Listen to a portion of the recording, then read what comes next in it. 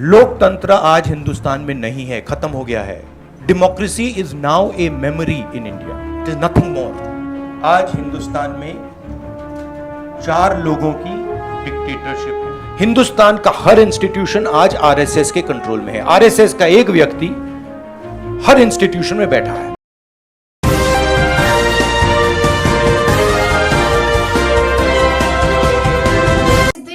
तानाशाही के शुरुआती दौर से खुश हैं आप लोग? इसका मजा आ रहा है आप लोगों को? ये कहना है राहुल गांधी का, जिन्होंने महंगाई बेरोजगारी पर देशव्यापी आंदोलन से पहले कॉन्फ्रेंस करके मोदी सरकार पर लोकतंत्र को खत्म करने का आरोप लगाते हुए तीखा हमला किया। नमस्कार, आदाब, मैं हूं शाहीन हारून, आप देख रहे हैं पल पल न्यूज। राहुल गांधी ने अपनी प्रेस कॉन्फ्रेंस में कहा कि जो लोकतंत्र देश ने 70 साल में बनाया वो पिछले 8 साल में बीजेपी ने खत्म कर दिया। आगे उन्होंने मीडिया कर्मियों से पूछा कि आप लोगों को भारत में तानाशाही के इस शुरुआती दौर में कैसा महसूस होता है, आपकी इस पर सोच क्या है। आगे राहुल गांधी ने कहा कि आरएसएस का एक एक आदमी हिंदुस्तान के हर एक इंस्टीट्यूशन में बैठा है जो अधिकारियों को आजादी से काम नहीं करने देता। देश का हर एक इंस्टीट्यूशन आरएसएस की विचारधारा की गिरफ्त में है। हिंदुस्तान के एक भी संस्था आजाद नहीं है। देश के मूल और संविधान के लिए जो कोई भी खड़ा होकर बोलने की कोशिश करता है उस पर सरकार और एजेंसियां चारों ओर से हमले करती हैं। उन्हें अरेस्ट कराया जाता है, उनके साथ मारपीट होती है और जेल में डाला जाता है। सरकारी संस्थाओं का इस्तेमाल विपक्षी राजनीतिक पार्टियों को डराने के लिए और धमकाने के लिए इस्तेमाल किया जाता है। हम कहते आए हैं और कहते रहेंगे कि सरकार नहीं चाहती जनता के मुद्दों पर बात हो। महंगाई हो, बेरोजगारी हो या समाज में फैल रही नफरत और हिंसा, इन मुद्दों पर बीजेपी सरकार न कभी बात करेगी न बात होने देगी। ये सरकार जनता के लिए नहीं बल्कि सिर्फ 4-5 पूंजीपतियों के लिए काम करती है, उनके अधिकारों के लिए काम करती है ये सरकार। आगे राहुल गांधी ने कहा कि ये सरकार पूंजीपतियों को ध्यान में रखकर ही सारी नीतियां बनाती है। राहुल गांधी ने सरकार के स्टार्टअप इंडिया इनिशिएटिव पर सवाल खड़ा करते हुए पूछा कि कहां है उनका स्टार्टअप इंडिया।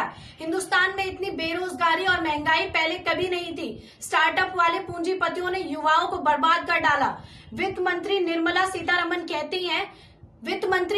सीतारमण पार्लियामेंट में कहती हैं कि महंगाई नहीं है और महंगाई का असर गरीबों पर नहीं पड़ रहा है। ये सरासर झूठ है। देश के गली कस्बों में जाकर वित्त मंत्री जी देखें कि लोग अपना गुजर बसर किस तरह कर रहे हैं। उन्हें समझ आएगा कि महंगाई क्या होती है, महंगाई में किस तरह लोग अपना जीवन बिताते हैं। आइए दिखाते हैं आपको राहुल गांधी की प्रेस कॉन्फ्रेंस का वीडियो। लोकतंत्र की जो मौत हो रही है उसके बारे में क्या लगता है आपको? क्या महसूस हो रहा है कि जो इस देश ने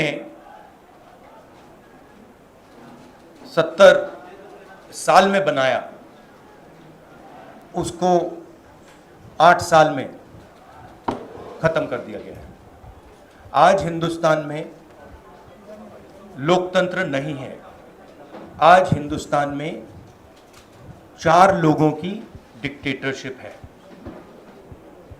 हम महंगाई के मुद्दे उठाना चाहते हैं, बेरोजगारी का मुद्दा उठाना चाहते हैं, जो समाज को बांटा जा रहा है उसके बारे में हम चर्चा करना चाहते हैं, यहाँ करना चाहते हैं, पार्लियामेंट हाउस में करना चाहते हैं। जो ऑपोजिशन डेमोक्रेसी में, लोकतंत्र में लड़ती है वो इंस्टीट्यूशंस के बल पे लड़ती है।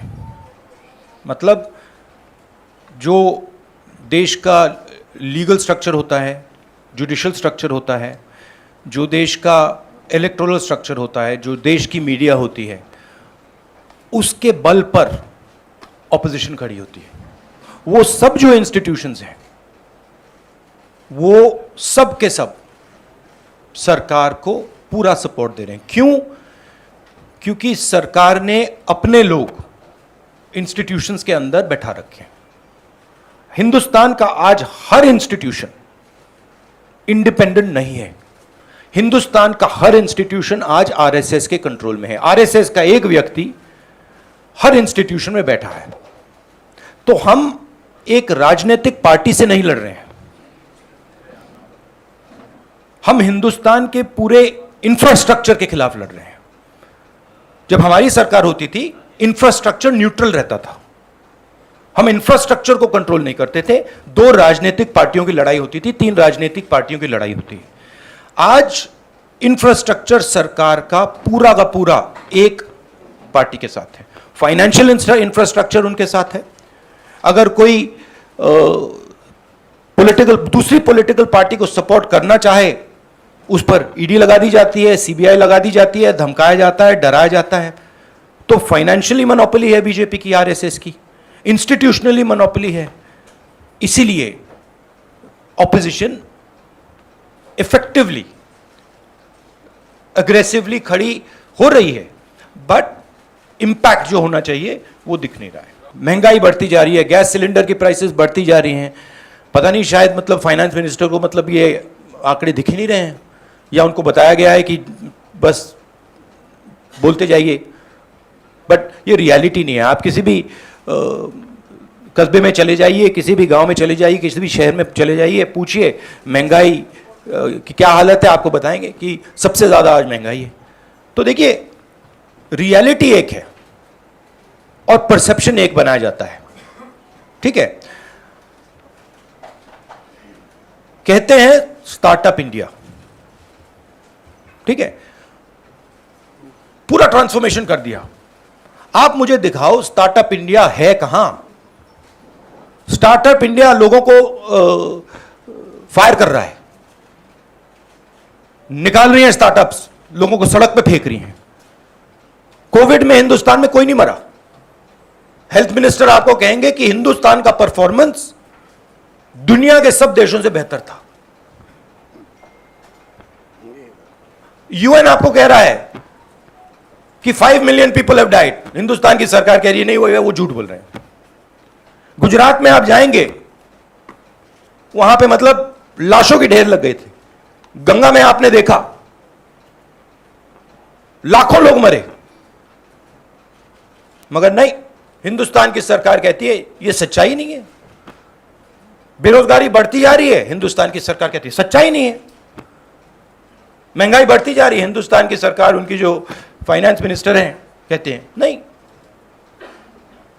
पूरा कम्युनिकेशन स्ट्रक्चर उनके हाथ में।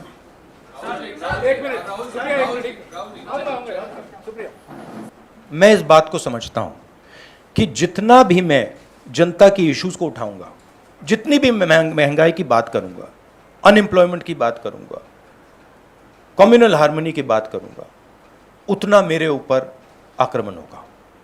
और मुझे अच्छा लगता है क्योंकि मैं आक्रमण से सीखता हूं। तो जितना भी है मेरे ऊपर आक्रमण करेंगे, मुझे फायदा होता है। I get great Joy when my political opponents attack me. They are not able to understand this. I get great happiness, अंदर से मुझे बहुत खुशी होती है। क्यों? क्योंकि मुझे अपने जो आइडियाज हैं, अपनी जो सोच है, अपनी जो विचारधारा है, वो और समझ आती है। मुझे बैटलफील्ड जो है वो और समझ आती है।